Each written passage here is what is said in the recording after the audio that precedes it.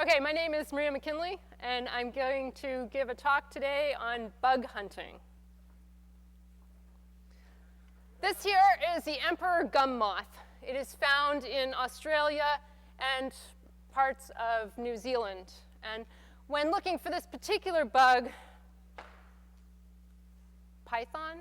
bugs in Python? That's harder.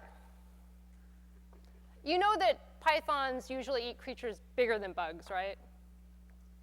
All right, I'm not going to quit my day job, I promise.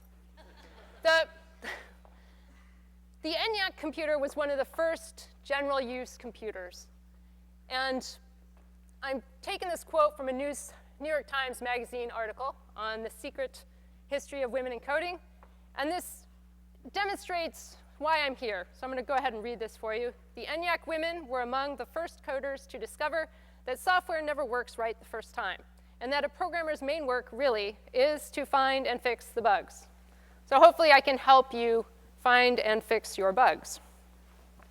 I would point out that this truthism about what we do did not change when men started software development. Okay, we're going to talk about hunting bugs today. I'm going to give you a little scenario. We're going to talk about strategies you can use. And along the way, we're going to learn about the stack and the Python debugger. Imagine that you get a bug report from a customer. And after you get over your initial disbelief, you start to look through the logs. I want to take a moment to take a quick survey. How many people have ever looked in their logs and discovered that either they were not where they thought they were, or they were logging the wrong thing? Exactly. So for the 2 or 3 people that didn't raise your hand, there's a public service announcement that you should check on your logs. They seem to have legs. I don't know what it is. They run away. Check on your logs. So once you've looked in the logs, or you've gone and reproduced the bug by hand, verified that it exists, you want to actually go and look at your code and try and figure out where is that bug hiding. You start poking around. But please do not touch your code yet. Why, you might ask? And that is because you should first write an integration test that fails.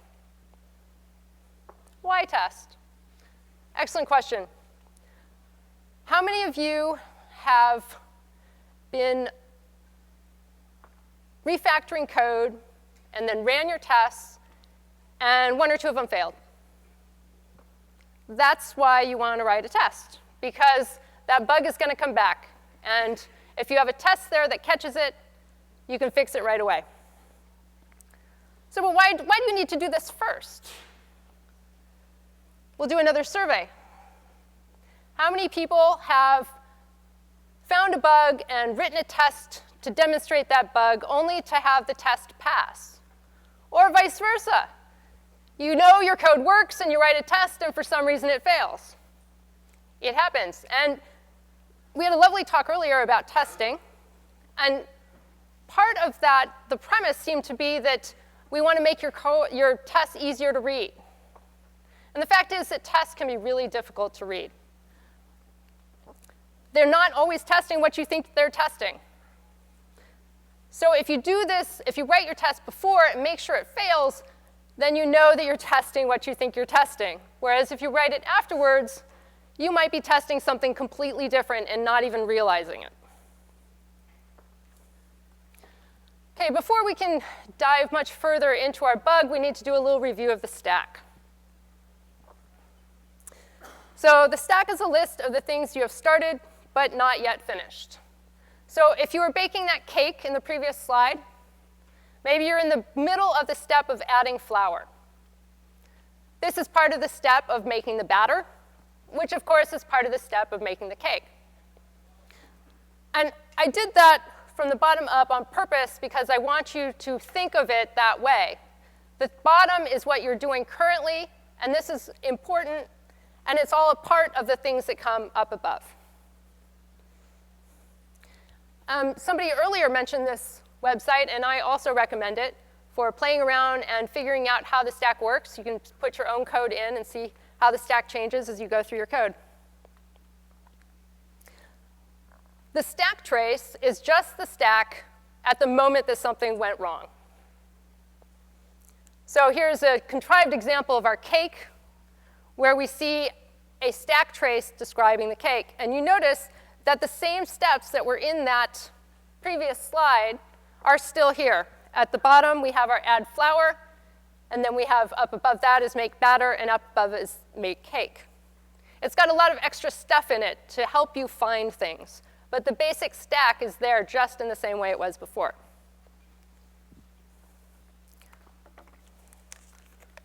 One second. So as I said before, when we're looking at the stack or the stack trace, we want to start at the bottom. The problem, the exception, is going to be at the very bottom, and often also is the actual problem. So if we look at this simple stack trace, we see that at the very bottom it says name error. That is our exception. Name hello is not defined. And if we look up one line, we see, OK, probably we meant to put that in a string and forgot. And then if we look above that, we see exactly where we need to go in our code to fix it. So we can go here to our code, and we see there it is. We can put it in a string. Now notice, the stack trace is bigger than the code that created it. Don't be intimidated by the stack trace size. And just to demonstrate that, let's see how easy it is to add to our stack. So here we have another function that all it's doing is calling the first function. So we're calling add to stack, and then add to stack is calling bad function, and that's the one that has the string that's not a string in it. And that makes it bigger, but we didn't really add anything to it. So when you look at a stack trace and it's huge, it's not necessarily a sign that it's going to be difficult to troubleshoot. However, of course, sometimes the error is not actually on the bottom of that stack. Think back to our cake. If you forget to add the baking powder, or in the case of myself a little while ago, I used baking powder that was too old, I didn't notice it until I pulled it out of the oven, right? So you can't look at the batter and tell if the baking powder has gone bad or if you've forgotten to add it, but it becomes obvious later when you pull it out of the oven. And this can happen in code as well. So here we have an example of somebody trying to divide a string by an int. And if you look above there, there's nothing inherently wrong with that code above it. It's a variable, which we assume should be a number, and it's divided by a number. So let's look at that code. So if we look at divide by 10, it says return num by 10. So it's assuming it's getting a number. And if we look back to the stack, we see right above that add to stack is what is calling that function. So if we now look at add to stack, we see, oh yes, my num is coming from bad function, and bad function has turned our number into a string. So bad function was the problem. But you'll notice bad function isn't in this stack at all. When we were talking about the cake, the things that were in that stack were only the things that we were currently in the middle of. So greasing and flouring our pan were not in the stack because we already finished that. Likewise, making the frosting wasn't in that stack because we haven't gotten to it yet. So the stack is just the stuff that you're in the middle of. We were able to figure out bad function was the cause of the problem, however, even though bad function wasn't in the stack. So all this talk about stack and stack traces, but remember our bug, we just had a test that failed. I'm going to give you another quote from this wonderful article. Betty Snyder realized that if you wanted to debug a program that wasn't running correctly, it would help to have a breakpoint, a moment when you could stop a program midway through its run. To this day, breakpoints are a key part of the debugging process.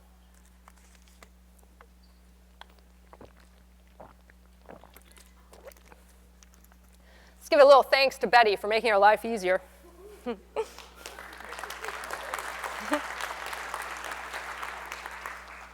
So in Python, we use what's called the Python debugger, the PDB.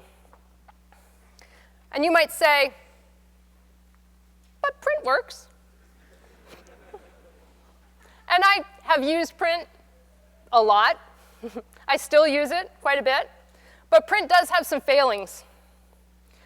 If you're running a test that takes a while, making some network calls, doing stuff in a database, you never write print in the right place with the right thing on the first time.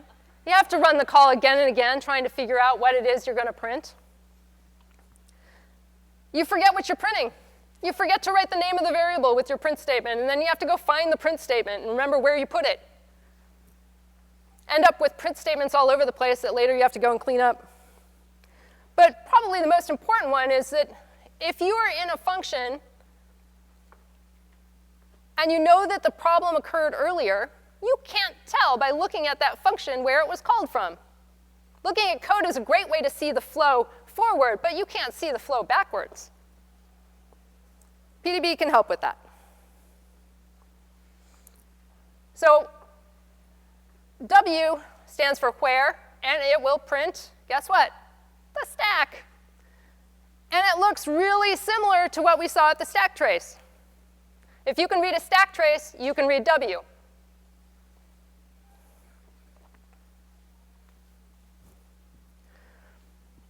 So you have a test that's failing, and you want to figure out what to do. Now, it's really easy for me to say, yeah, go figure out where it should be passing through. For that, you actually have to understand your code. You have to know what paths it takes, and you have to think about the test and what it's going to be doing. And I'm afraid I can't really help you with that one. You're going to have to go and learn your code and figure out how it works. It's a lot easier, it follows, to test for bugs in code that you wrote or that you're familiar with. It's not impossible to debug other people's code, but I'm sure many of you know that it is harder. OK, so you figure out some place where you believe your code should be hitting, and you run that test. Again. And whoosh, the test runs, and it fails, and it never hits that breakpoint. Anybody ever have this happen to them? Yes, frustrating. So you go back, but you leave the breakpoint in, and you try and find a test that's doing a similar thing. So imagine that you have a web API that's giving you statistics on soccer. And the call that's failing is a particular player, maybe the goalie, on stats for a particular game. So you think, what is going to give you something similar? Is it somebody else on the same team? Is it the same position in a different team, a different game on a different day? Think about what's going to go through a similar path. Leave that breakpoint in and run that test. And if it hits that breakpoint, you can look at W and see all of the other places where it should have hit. You can go up the stack, keep going up the stack and say, does my failing test hit here? Does it not?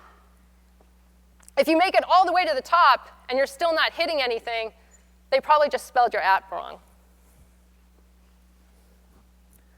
Go back and forth between the tests.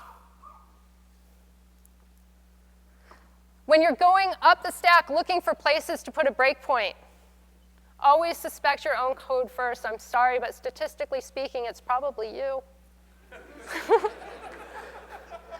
Put the breakpoint in your code is always easier to boot. You know where your code is. If that doesn't work, try changing things. Remember, there are probably several ways that a test can go through that same pathway. Try a different test. Always remember to do a fresh commit before you start making changes. If you don't know what that means, please find out what a version control system is. Check to see what works, what doesn't. Often, if you haven't run Pylint on your code in a while, Pylint will point out all kinds of errors that you didn't even realize you had. And of course, Google or your favorite search engine. Remember to clean out what you're copying and pasting. Don't include variable names. Don't include file names and other things from your code. Just what the error is, what it's saying. If you're using Python 3, which of course you should be, I find it very helpful to add a 3 to the search engine, because otherwise the top is all dominated by 2.7. And when you find an answer, please take the time to try and figure out what it's doing. Not only will you be better able to use that code correctly in your own code, but the next time that bug comes up, that same sort of situation, you'll remember much better if you took the time to figure out what it was going on. I love the image of a developer with a slingshot running around looking for bugs. Anyway. This one came across while I was making this talk. And I thought, yeah, that happens. I try to encourage people to think of troubleshooting as sort of a fun challenge, a game. But sometimes you just want to throw your computer out of the window. And at that time, it's best to take a break. Really seriously, you can bang your head against something for 2 hours, go for a walk for 20 minutes, come back, and the answer will just be there. Your mind does wonderful work when you're not paying attention to it. Try and think of something else. Try and take a shower, take a nap, take a walk. It will help. Sometimes you do come back and you still don't know what you're doing. So try writing everything down. Write down what it was you were expecting, what it was you got, anything that is related. Often just the act of writing everything down gives you ideas of what you have not actually tried yet, or places where it might have gone. And if that doesn't help, that is a great starting place for asking for help. Try to make your help concise and accurate. And this Python community is extremely friendly and helpful, so they will help you. Thank you. May you win and not the bug.